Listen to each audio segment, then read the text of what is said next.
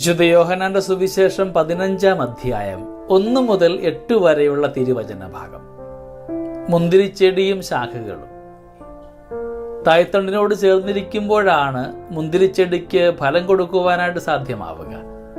വചനം ഇന്ന് ഓർമ്മിപ്പിക്കുന്നുണ്ട്, എൻ്റെ ശാഖകളിൽ ഫലം തരാത്തതിനെ അവിടുന്ന് നീക്കിക്കളയുന്നു, ഫലം തരുന്നതിനെ കൂടുതൽ കായ്ക്കുവാനായിട്ട് വെട്ടി ഒരുക്കുകയും ചെയ്യുന്നു. ഈ രണ്ട് സാഹചര്യത്തിലും ശാഖയ്ക്ക് നൊമ്പരമുണ്ടാവുന്നുണ്ട്, മുറിവുണ്ടാവുന്നുണ്ട്.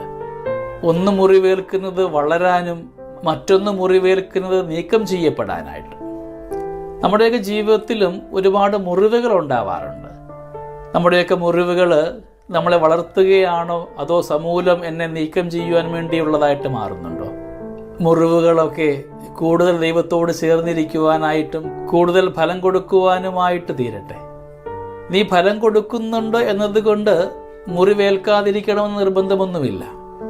കൂടുതൽ ഫലമുണ്ടാകുമ്പോഴാണ് മുറിവുകളും കൂടുതൽ ഉണ്ടാവുക. നിന്നിലെ നന്മകളും കൃപകളും ഒക്കെ ചിലപ്പോഴെങ്കിലും നിനക്ക് മുറിവിന് കാരണമാവും. മുറിവുണ്ടായി എന്നതുകൊണ്ട് തകർന്നു പോകരുത്.